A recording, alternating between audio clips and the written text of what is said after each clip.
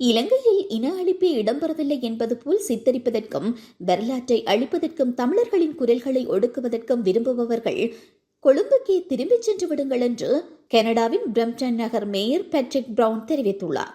கனடாவின் பிரம்டன் நகரம் தமிழீழ விடுதலை புலிகளின் புலிக்கொடியை அங்கீகரித்திருப்பதுடன் அதற்கான பிரகடனத்தை பிரம்டன் நகர மேயர் பேட்ரிக் பிரவுன் உத்தியோகபூர்வமாக வெளியிட்டு வைத்துள்ளார்.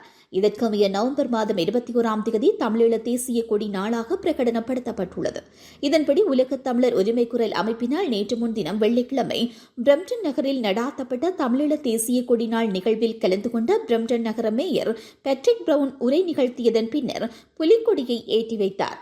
அவர் தனது உரையிலேயே இவ்வாறு கூறினார்.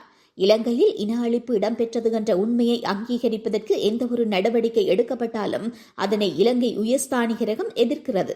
தமிழ் மக்களுக்கு எதிரான ஒடுக்குமுறைகளுக்கும் அவர்களது குரல்கள் நசுக்கப்படுவதற்கும் மத்தியில் பிரம்டன் நகரம் தமிழ் மக்களுடன் உடன் நிற்கிறது.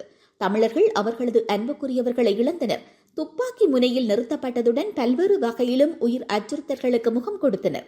இலங்கையில் இடம்பெற்ற தமிழர்களுக்கு எதிரான இன அழிப்பு நாம் வாழும் காலத்தில் பதிவான மிக மோசமான மனித பேரவலமாகும். ஆனால் இலங்கையில் இன அழிப்பு இடம்பெற்றது என்ற உண்மையை அளிப்பதற்கான பல்வேறு முயற்சிகள் மேற்கொள்ளப்பட்டு வருகின்றன. இவ்வாறானதொரு பின்னணியில் இந்த தமிழீழ கொடி ஏற்றப்படுவதானது தமிழர்களுக்கு எதிரான இன அழிப்பு தொடர்பான உண்மைகள், அவர்களது கலாசாரம், அடையாளங்கள் என்பன அளிக்கப்படுவதற்கு ஒருபோதும் இடமளிக்கப்பட மாட்டாது என்பதை காண்பிக்கும் குறியீடாகும். இலங்கையில் இன அழிப்பே இடம்பெறவில்லை என்பது போல் சித்தரிப்பதற்கும் வரலாற்றை அழிப்பதற்கும் தமிழர்களின் குரல்களை ஒடுக்குவதற்கும் விரும்புபவர்கள் கொழும்புக்கே திரும்பிச் சென்று விடலாம். தமிழின அழிப்பு, நினைவு தூபி, தமிழீழ தேசிய கொடிக்கான அங்கீகாரம் என்பன உள்ளடங்கல்களாக இந்த விடயத்தில் எட்டப்பட்டிருக்கும் கணிசமான அளவு முன்னேற்றம் வரவேற்கத்தக்கதாகும்.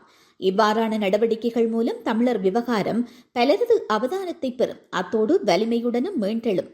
தன்னம்பிக்கையுடனும் தொடர்ந்தும் குரல் எழுப்பும் பிரம்டன் நகரம் மற்றும் கனடிய தமிழ் மக்கள் குறித்தும் பெருமை அடைவதுடன் நாம் தமிழீழ மக்களுடன் என்றும் உடன் நிற்போம் என்றும் அவர் கூறினார்.